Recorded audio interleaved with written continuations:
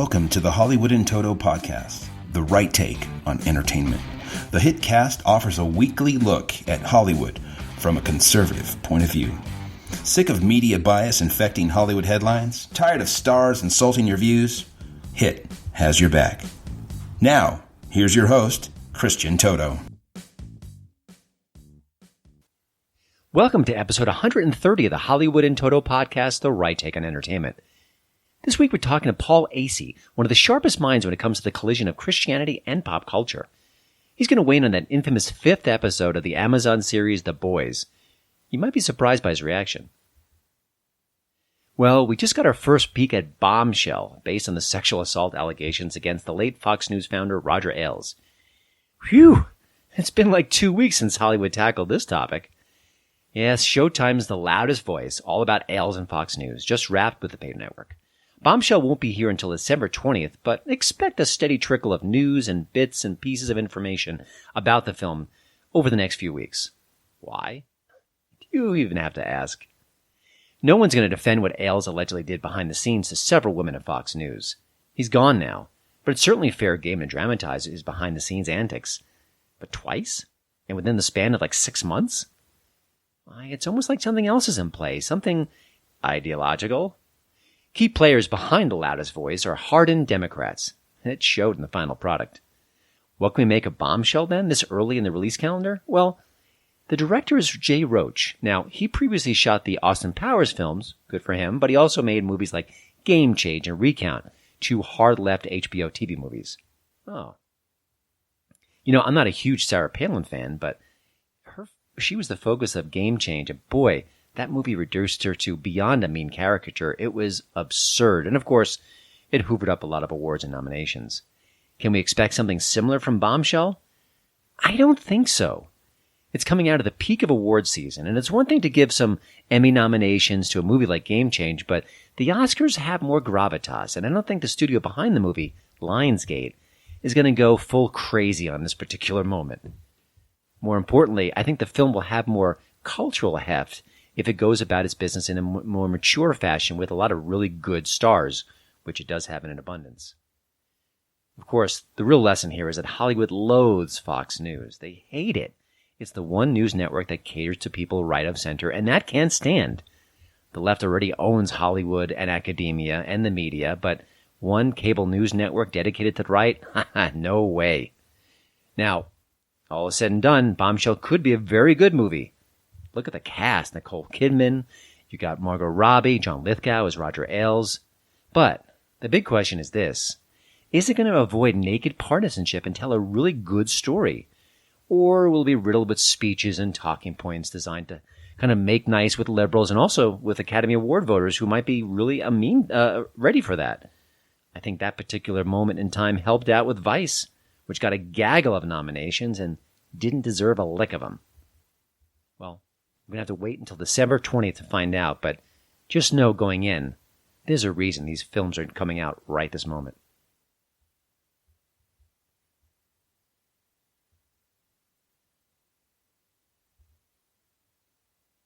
Now, here's the tweet of the week.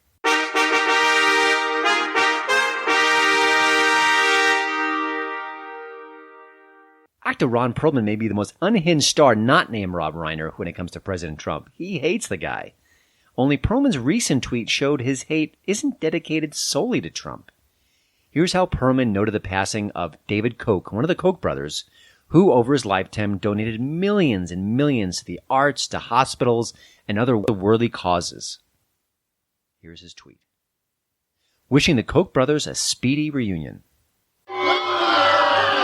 Smithers, are they booing me? No, they're saying Boo Earns. Boo Earns. Trump derangement really warps the soul, doesn't it? This week's Hit Artist Spotlight falls on someone already doing quite well in the arts, thank you. Let's show him some love all the same, okay? Author Declan Finn has 20 books to his name, including a newer series dubbed St. Tommy NYPD. Declan is a passionate writer, one whose faith plays a part in his storytelling process for sure. Now, we talked about his path to becoming an author in the first place, the nuances of his unique cop series, and how some liberals greet his work in this new interview. Hope you enjoy it. Well, Declan, thanks for joining the show. I have to admit, a lot of times with the artist spotlight here, we look at people who are, no matter what their age is, they're just starting their career. Maybe their first or second book is out. Maybe it's a new video series. You've got 20 books to your credit already, so let's just kind of maybe dial back a little bit. Were you the kid who loved to write and wrote all the time, and then you became an author, or did sort of the transition happen in a different way? No, you pretty much had it on. At 16, I wound up in fan fiction for one show, although that was before I had even heard the term fan fiction. And after the first 800, 1,000 pages, actually, sorry, more like 2,000, it became, okay, this no longer looks anything like the original TV show I was working around, which at the time was a 90s show called Babylon 5. Mm-hmm. And it just spiraled, which tends to be the story of most of the books I've worked on, whether it be my thrillers, my space opera, or my fantasy concepts. We take one idea, and the entire thing just spiraled out of control. So you were smart enough to kind of let it happen, and then kind of pursued a more of a fiction writing course from there. Oh, yes. Well, after a while, when you get into the habit, you don't be smart and ride with it. It kind of becomes a compulsion. After several nights of waking up, it's like, ooh, that's a really good idea. I have to write that down. I kind of figured I didn't have much choice in the matter. Excellent. Now, you kind of hinted at this. You bounce around genres a lot. Do you find that your readers prefer one genre, or they kind of follow you where you go, or how does it kind of dictate where you kind of leap to next? Well, I've got multiple hardcore followers who will follow me from genre to genre because they like the sense of humor, the action, which I take. Oh, is it Mickey Spillane who said, when the plot gets through, sending a man with a gun through the door? And I tend to do that. So they like the pacing, they like the humor, they like the action. Although I have noticed that the deeper I get into the urban fantasy, a lot of people enjoy that, especially since I apparently utilize certain concepts in ways that are so innovative. It's, wow, I've never seen this before. This is awesome. And which is especially entertaining when, as you might note, at least when we discuss it a bit later, I'm actually getting a little, not terribly, I don't like to preach, a little bit more religious, and I'm Catholic.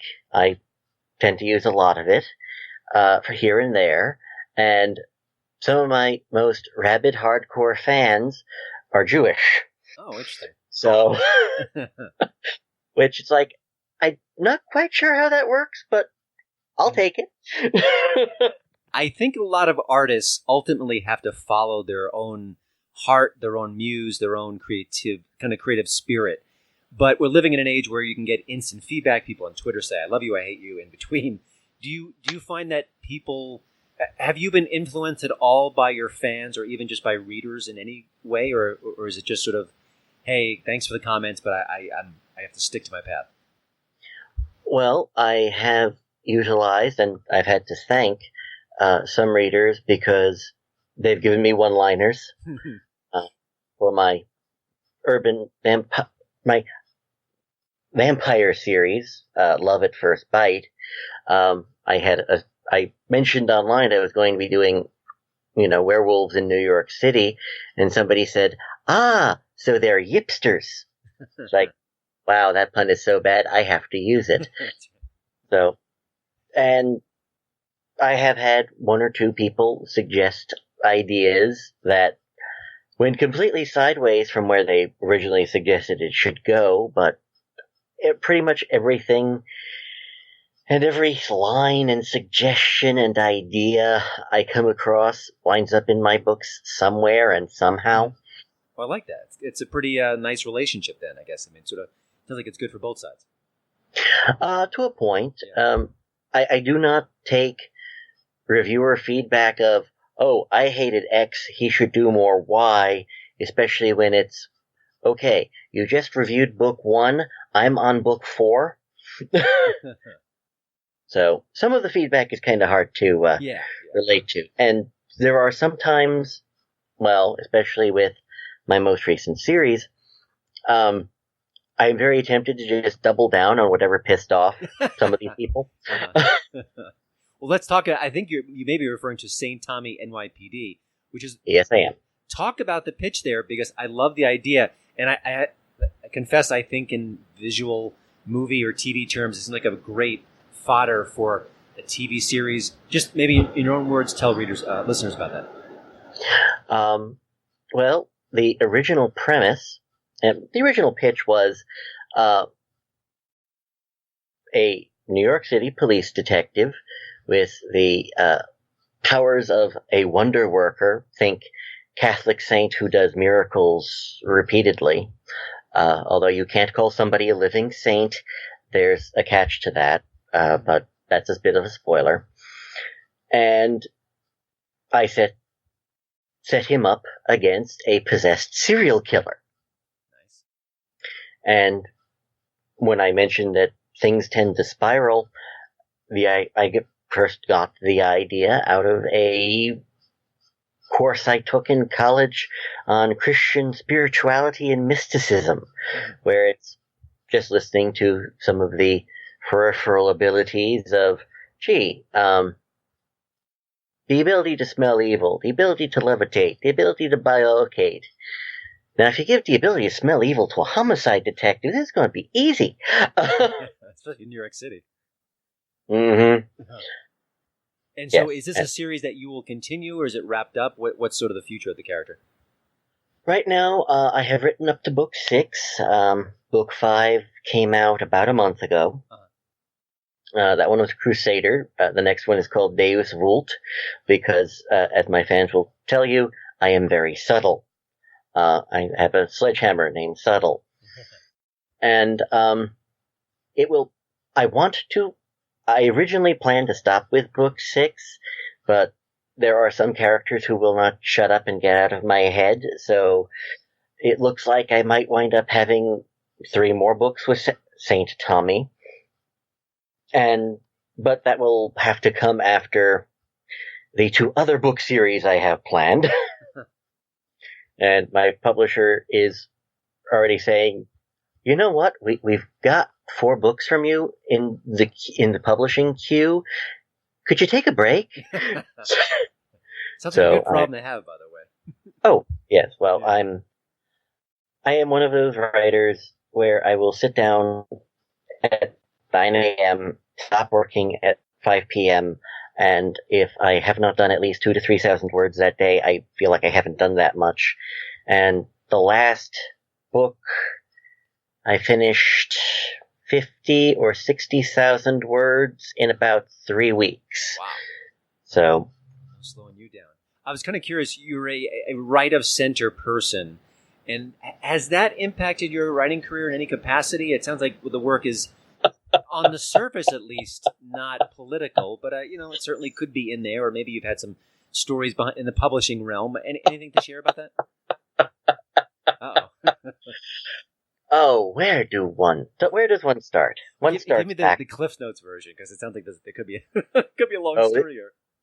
It could take a while, but I'll save you some of the melodrama. Sure. Well, even some of the reviews I've gotten. But book 5 of St. Tommy is called Crusader. It takes place in Germany, not in New York City for reasons.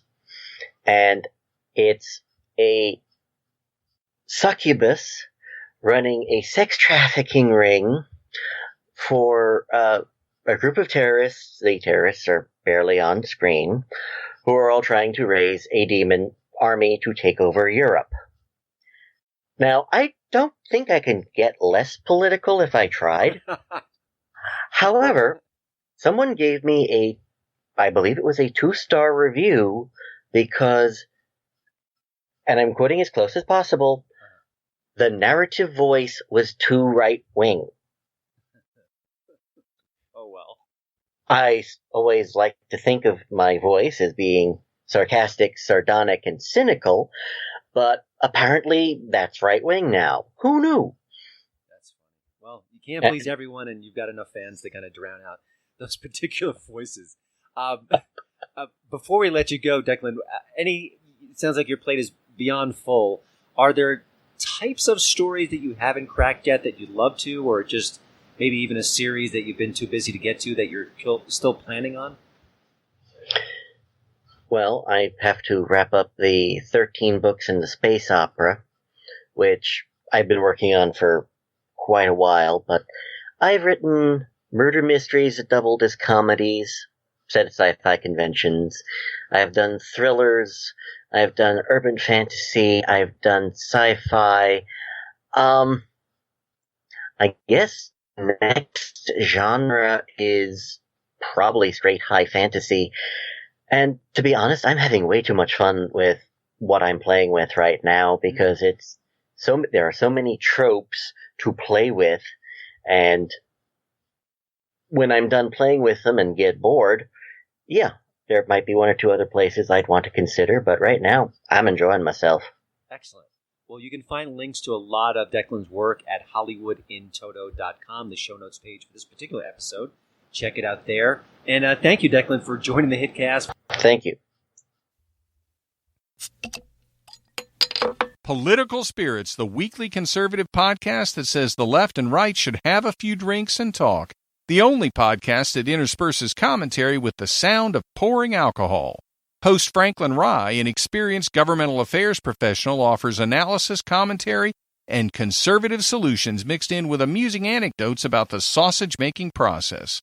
Ever wonder how democracy is like a Chevy Suburban? Did the Beatles really write conservative songs? How a Democrat politician is like the Arquillians in Men in Black. Add to that occasional historical episodes with a patriotic bent, kept at 30 minutes or less, perfect for a commute, and you have a podcast recipe to serve conservatives, political news and opinion junkies, and those who just wonder how on earth we reached the point where so many in our country think patriotism is a dirty word. Please join us at Political Spirits. That's politicalspirits.libsyn.com or on Twitter at Franklin Rye. One of my favorite parts of reviewing movies these days is getting to the pre-release screenings. And at these screenings, I talk to my fellow critics. It's kind of fun. That often means chatting with my next guest, Paul Asay. He's an author, a film critic. He's also part of the pluggedin.com team. If you've ever wondered if a new film has information that's inappropriate for kids, how much sexual material is involved with it, you've probably read Paul's work. But he's more than just a film critic who helps us out, though. He's a published author. He's a man of faith. He's also someone whose taste in films I absolutely trust, even on the rare times we don't see eye to eye. I've been looking forward to having him on the show for a while, and I'm glad that moment's right here, right now. I hope you enjoy the conversation with Paul Asay. Well, Paul, before we officially begin, I often will sit next to you or near you in a theater screening, and I know that you are far busier than I am when it comes to writing notes down. So I thought it might be kind of fun a way to start our chat with, what are you doing? Maybe tell the listeners what you're up to in a theater when you're screening a film, because it is more intensive than what most critics do. Yeah, no, and I drive everybody who sits next to me nuts. So I really appreciate you dealing with that when you sit beside me. So I work for this outlet called Plugged In, and it's a family-oriented website that really is geared toward. It has a lot of different readers, obviously, but it's primarily geared toward parents of kids. Parents of teens, younger kids, and they're really interested about what's actually in a movie to see if it's appropriate for them to go to. And so because of that, it requires a lot of note-taking on my part. It gets really geeky and really wonky, and it completely destroys the movie-watching experience in some ways, because I'm notating all the, if I'm watching a superhero movie, I'm taking notes about the violence therein. If someone gets cut in half, I have to note that, just because I know parents are going to be really worried about it. You look at the sexual content of a movie, and then the really, really wonky thing that I do is I count all the profanities, every single profanity. I'm asked to count and sort of tabulate and keep track of. It's an odd thing because you think, are there families where 3 F words is just fine, but 5 is just way too much? You sort of have to sort of balance this out in kind of where our readers are. But we sort of tabulate all that and keep track of it as much as we can while still paying attention to what's actually in a movie, what the story is, what lessons it's imparting. So it's a really strange gig. I mean, I think what we do anyway is pretty strange. It is. Yeah, that's right. And by the way, what you're doing is offering a resource. And for people who don't give a bleep about the bleeps, fine. They can look at other parts of your review. Some people don't like the sexual content. Some people don't like the violence. Some people don't like the mature themes. So, you're kind of capturing all, and then people can just pick and choose what they care about the most, and they can kind of go from there. Off the top of your head, and maybe there's a million answers to this question, but what film or films have driven you crazy because they are so full of bleeps and you know what, that you're just constantly scrambling in your notepad? Oh my goodness. I think maybe that is it is pretty interesting because you do have every year you sometimes have 1 or 2 movies where you're just counting literally hundreds and hundreds of profanities. I think the one that I sort of pull out from my memory is Project X. Do you remember that one at all? I do. That was the teen movie. Was that a kind of a found footage? Or am I mixing things up? No, I think it was vaguely found footage, and it just had it was just sort of this chaotic big teen party that just had so many issues that it really did give me writer's cramps as I so. Yeah, and it's just one of those things where you just never know what's going to be in a movie until you actually sit down to watch it, which is one of the reasons why we watch it and make notes of everything that's in it. Gotcha. And, as a parent, it's becoming more important to me, those elements, because my kids are 8 and 10 right now, and I see what they watch on TikTok, and I try to screen it.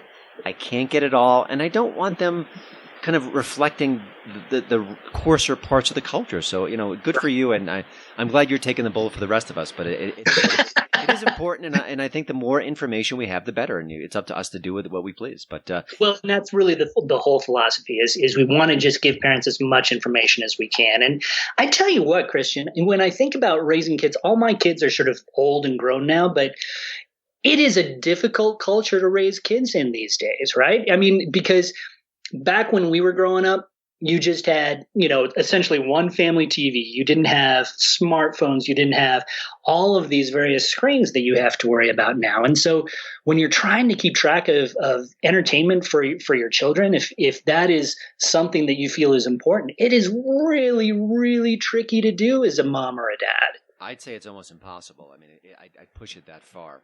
I agree. One of the many reasons why I wanted to have you on the show is you track Christian themes and pop culture. You do it better than almost anybody. It seems like today, when it comes to Christianity and Hollywood, it's complicated. I see signs of progress. I see signs that depress me. I don't want to censor anyone from sharing their views on faith, but how would you kind of assess the relationship between the two as of now? And then we can get more specific. Yeah, no, and it's a great question. I think that the relationship between Hollywood and faith has always been pretty complex, and it's growing more and more complex all the time. And I would totally agree with your assessment. I think that you have some movies, some television shows that really try to present faith in a deep, complex way, because it really is very deep and very complex. I think that when you think about, I comes from an evangelical Christian background, and as soon as you hear evangelical Christianity, you immediately have a lot of images of what that looks like. But when you really dig down into faith and how people experience faith and all that sort of stuff, it becomes much more complex, and you find that the world is much more diverse. Mm-hmm. And what I find often is that a lot of the people who are making movies and television shows, they might not necessarily know a lot of evangelical Christians, and so they don't know necessarily how to portray that world in sort of a fair and complex fashion. Yeah. They rely on what they think that world is like, and it can lead to some problems, I think, just in terms of how it's portrayed. I think that there's a lot of push to critique faith in Christianity now. We're living in what some call as a post-Christian society, and I think people are really asking questions about some of the structures that have been in place for decades upon decades upon decades. And I think that is actually really healthy and really important to do. But if you don't understand those structures and those cultures, I think that it can provide a disservice. A quick point, a lot of times we hear about different minority cultures, people of color saying, I'm not represented on the screen enough. You don't know my story. I think the same could be said for elements of Christianity where we don't see enough of them portrayed in a complex, nuanced way. So we come away with a more stereotypical image of them. And I think that's where I think the rise of faith-based movies has been wonderful, because you see a different side of things that doesn't reflect what's generally shown in Hollywood. It's funny, a friend of mine who was a very strong faith, he's a person of faith, and he watched that miniseries, The Family, on Netflix, which is a documentary series, and he didn't seem to be bothered by it. He enjoyed it. I'm sure he saw some of its potential warts, but what's your reaction to that, and maybe you can describe more about it for listeners? You bet. And let me just put a caveat on this. I actually haven't seen The Family yet. I definitely want to. It really takes it zeroes in on what I think is something really fascinating. The Family it portrays, I think it's something like the foundation. There's this organization, this faith-based organization called the Foundation that has tried to, and correct me if I'm wrong on any of my terminology here, because but they really try to push sort of a faith-centric agenda in the government, want to sort of bring their influence into the government as much as possible, and they are pretty influential, from what I understand. I was once upon a time actually a secular religion reporter, and so the idea of the family, the quote unquote family, has always really intrigued me, just to find out a little bit more about it, because it is kind of this shadowy organization. But when you look at what they're trying to do, I don't know, and again, I haven't watched the show. What they're trying to do doesn't seem like it's all that different from what any other organization might try to do. I think that there's lots of organizations out there that are trying to influence the government in one way or another. They have certain policies that they want to push, certain things that they might want to have walked back. The Foundation seems like it's really of a piece with that. And so I think that it would be a fascinating thing to watch. I'm really excited about seeing it when I have the time, because I think that even if the angle that the documentary takes might not be necessarily to my liking, I think that it probably has a lot of information about a group that I've always been really fascinated about. Gotcha. Well, I gave you a little bit of homework before we started this conversation. I've been watching The Boys on Amazon, which is a story about how this group of superheroes pretends to be good and kind and noble, and they have a PR group that basically does the dirty work for them, but they're actually bad. They're evil souls, and the boys are a group of do-gooders trying to kind of take them down. It's sort of a rough, kind of a thumbnail sketch of the show. But the fifth episode of the series really involves a Christian gathering, and I thought it had a lot of sort of, for lack of a better phrase, sucker punches against people of faith. You got a chance to see that particular episode. What were your thoughts about that? I found it really fascinating, and it really dovetails nicely into what we were kind of talking about earlier. I think that right now we're in a period of time where I think a lot of entertainment creators, they're looking at some of the elements that have been so influential throughout our history. The government, family, religion. They're taking a look at these and sort of deconstructing them. I think that there's generally a loss of faith in the world. And I don't mean that specifically about religion. I think that there's a loss of faith in just sort of the structures that our grandparents really trusted. They really valued. I agree more with that. I think it's from the media, the government, across the board. I feel like we're losing faith in these institutions that we used to look to as solid, as structures of our society, and that's interesting. Go ahead.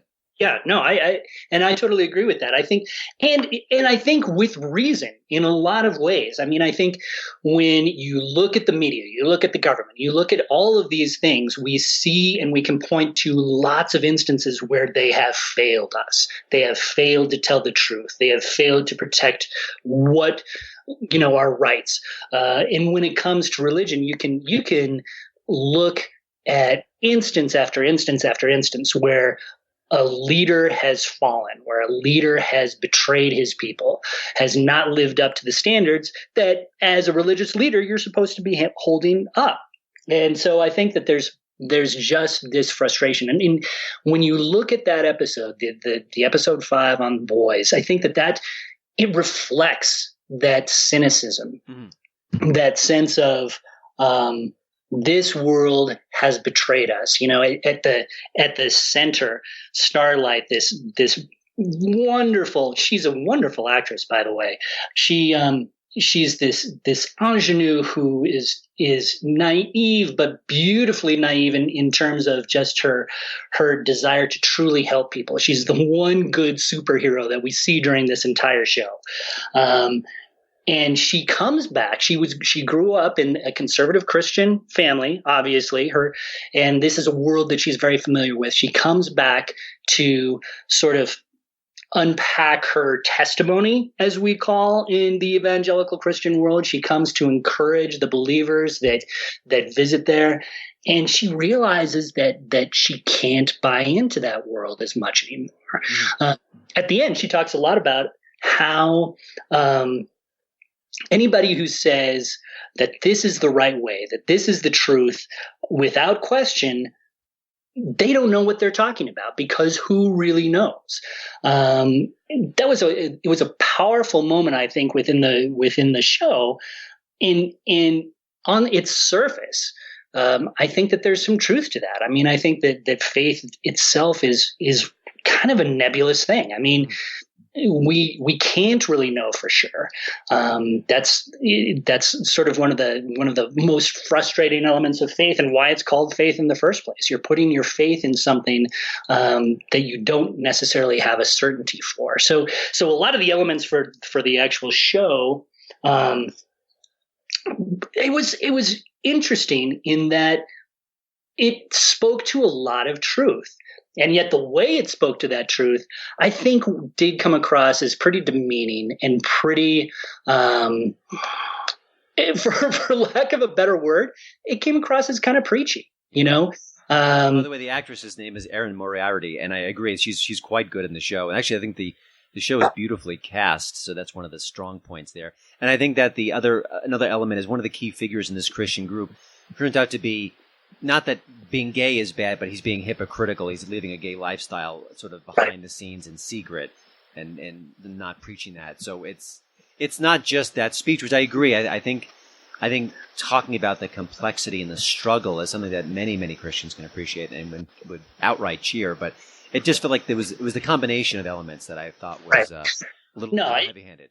No, and I totally agree. And I think probably the most – I don't typically take offense to these types of shows, but the thing that I found the most disturbing, I think, was actually there was a little bit of a dialogue between Billy Butcher, who's one of the main characters for The Boys, this group that is trying to take down the superheroes. He's talking with a vendor there, a priest there, talking about what a jerk essentially God is, and how really he should be torn down because he's just been a big old bad person to so many people. He talks a lot about the suffering. He talks about, Jesus being crucified on the cross. What kind of father would do that to his son? All of these elements. And he says, this is not a God worth worshiping. And it's fascinating in a way because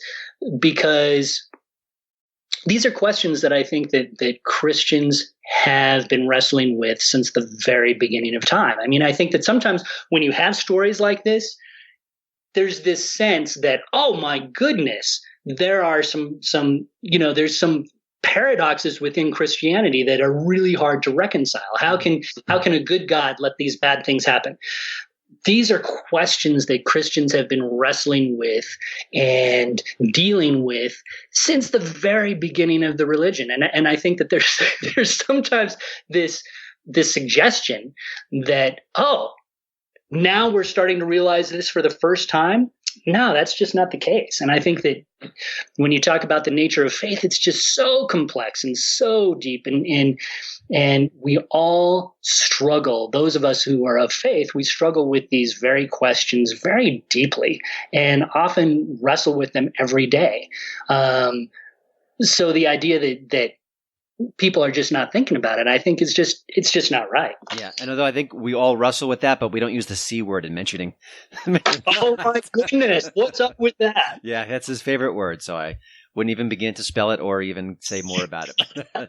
That's just part of the Amazon's The Boys. If you want to go with the ride, you got to kind of hear that. But and by the way, if you want to follow Paul on Twitter, you can do so at ACPaul. It's ASAYPAUL. I want to switch gears a little bit now. Looking at the summer movie season, I've been let down by it. I've had a couple of particular films I could say were disappointing. What's your general assessment of the season? Because it's pretty much over now. We're looking to the Oscar bait films, but were you dissatisfied as well, or did you find more reasons for optimism in the last few months? No, I really agree with you. I think that in terms of the summer movie season, there wasn't much there that I was particularly impressed with. And there wasn't really much that I felt was a must see either. I think obviously Avengers Endgame was a huge deal. That was sort of like the kickoff of the summer season way back in late April. That was sort of like the must see movie. And for me, it really worked. I thought that it really worked quite well. Outside of that, I was kind of let down by almost everything that I saw. Honestly, I thought Hobbs and Shaw wasn't particularly great. I thought that Aladdin was lacking a little bit. I think that Toy Story 4, that might have been actually maybe the highlight of the summer for me. I really did appreciate Toy Story 4. Pixar does just such a great job of crafting these beautiful stories. And I thought that might have been the highlight for the summer for me. Yeah, me too. I think Once Upon a Time in Hollywood, even though it's really flawed at times, it spoke to me in a way that I listen, I love Pixar, I love what they do, but I think a live action movie when it's done right, has a complexity that even the very best of the animated films can't quite get to. And so I think there were moments in Once Upon a Time that just rocked me. Yeah. And that I go to the movies for. You want to have those buzzes, that sort of cinematic high, and I think didn't get many of them. And I mostly agree with everything you said there. I guess the conversation we're all having. I'm sorry. Go ahead. Yeah, let me just hop onto that Once Upon a Time in Hollywood, because I totally agree with you. The thing about Tarantino, he can be a very frustrating filmmaker for me in a lot of ways, but man, oh man, he has a way with dialogue, and he pulls out the best performances from really quality actors that you've ever seen. I thought that Leonardo DiCaprio was just riveting in that movie. Mm-hmm. I really found it a really good movie. Well, look at that movie. Okay, I would say the scene where Leonardo talks to the young girl actress. Yes. I'd say the scene with Bruce Lee fighting Cliff, the Brad Pitt character. I'd say the extended ranch scene, which just doesn't let up. Of course, the ending, which I will not even come close to spoiling. I mean, just off the top of my head, I could tick off those sequences, which are probably as good, if not better, than anything you'll see this year. Yeah. And for all the frustrations you said, and I agree with about Tarantino, he needs someone to rein him in. I can't help but cheer a guy who gives me those moments. That's why we're all going to the theater. So he's a tremendous filmmaker. He has the ability to take two characters, give them absolutely nothing to do but talk with each other, and he makes some of the most riveting cinema that I've ever seen just from that. I always go back to Inglourious Bastards, where, the you just have the Nazi soldier just talking with that family at the very beginning. That scene still haunts me because it's just so well constructed, I watched that with my dad, and I think my dad turned to me at that point and just said something like, "That's why he won the Oscar." Or I'm not sure what part of the Oscar conversation we're in, but it was just if the movie ended right there, I'm like, I'm good, I'm fine. I just had a wonderful time. I won't forget that scene ever. But do you think that the industry will continue on its current path where big blockbusters, remakes, reboots, and then you get a couple of excuse me films like Yesterday, a micro indie that makes some noise, but then the mid-level films just sort of don't really make much of an impact? Yeah, it's a really good question, and I am of two minds about it. I think that the movie industry is changing so much, and I do think that streaming has impacted it tremendously. I think that some of those mid-range movies we're never going to see on a movie theater on a traditional movie screen at all anymore. They're going to fall to Netflix or Amazon, and we're just going to watch them at home. Mm-hmm. And if that's the way it goes, I can kind of live with that, because I think that those products are still being made, and I think those are really worthy products to watch. Yeah.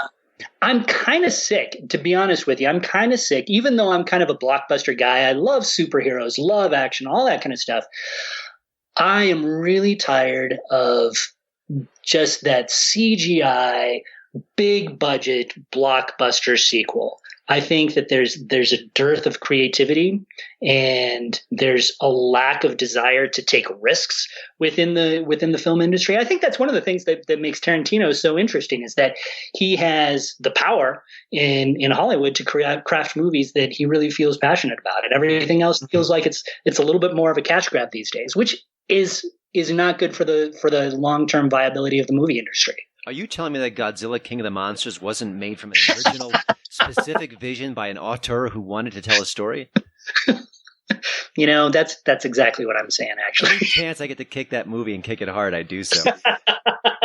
Not a big Godzilla fan, huh? No, listen, I grew up on Godzilla. I love the whole concept, but not a fan of the movie. Paul, before we let you go, I used to ask this of my guests, and I stopped, and I think it's sort of it's a question that maybe doesn't apply to everyone, but it directly applies to you.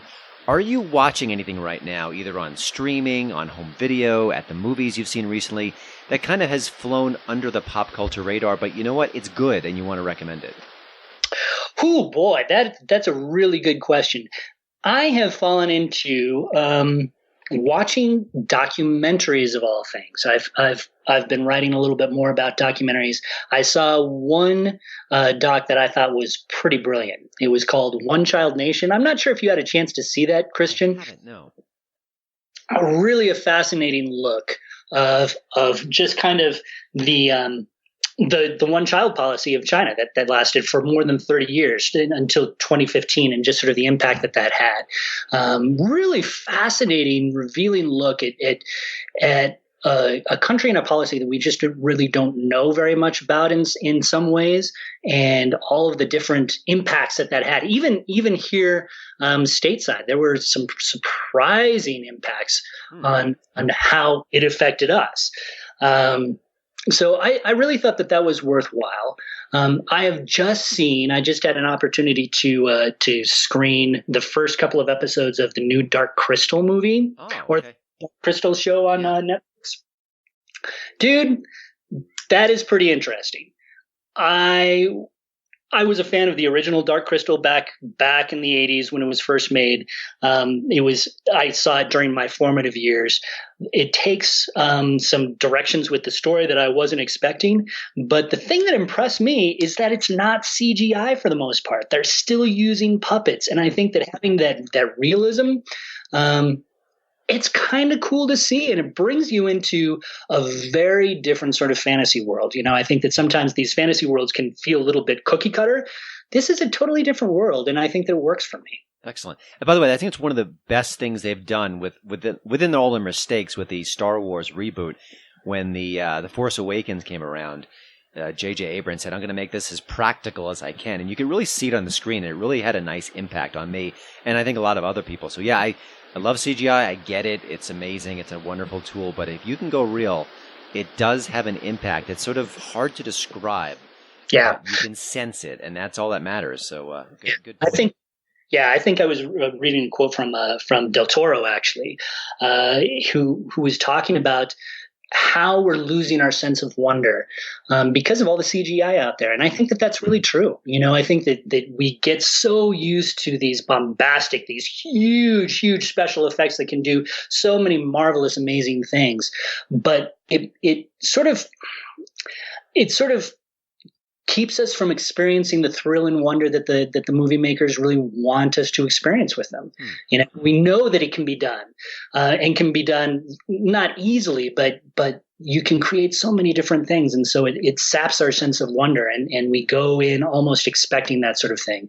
And I think that's kind of sad as moviegoers that we can't necessarily experience that same sense of wonder that maybe we did as a kid. Yeah, and I think it also opens up an opportunity for a really gifted filmmaker to reverse that trend and make us feel and make us care and give us that sort of texture. And we'll just have to wait for it because it may not coming around for a while. But the Del Toros of the world are few and far between. But they are indeed. They are indeed. Well, Paul, I think this has actually gone longer than I expected because I enjoy talking to you so much, but I appreciate you joining the HiTcast. You could read Paul's comprehensive film coverage and reviews at pluggedin.com, as well as pathos.com. His blog there is Blogs Watching God, and I'll have the links to everything at the show notes page at hollywoodintoto.com. And of course, pick up some of his books. He does an excellent kind of treatise on the bat symbolism and the whole bat culture. It's called God on the Streets of Gotham. He's also got another one that's excellent too, Burning Bush 2.0, How Pop Culture Replaced the Prophet. I love your not only your writing, but also the names of your projects. They're pretty cool. So kudos on that front as well. But thanks again, and I will see you at the movies, and everyone else should be reading Paul's take on the movies. Thanks so much, Christian. Anytime. Well, thanks again for listening. Don't forget to check out HollywoodInToto.com for both the show notes and, of course, the latest entertainment news. Please follow me at Twitter at HollywoodInToto. And we'd love it if you leave a podcast review over at iTunes. See you next week.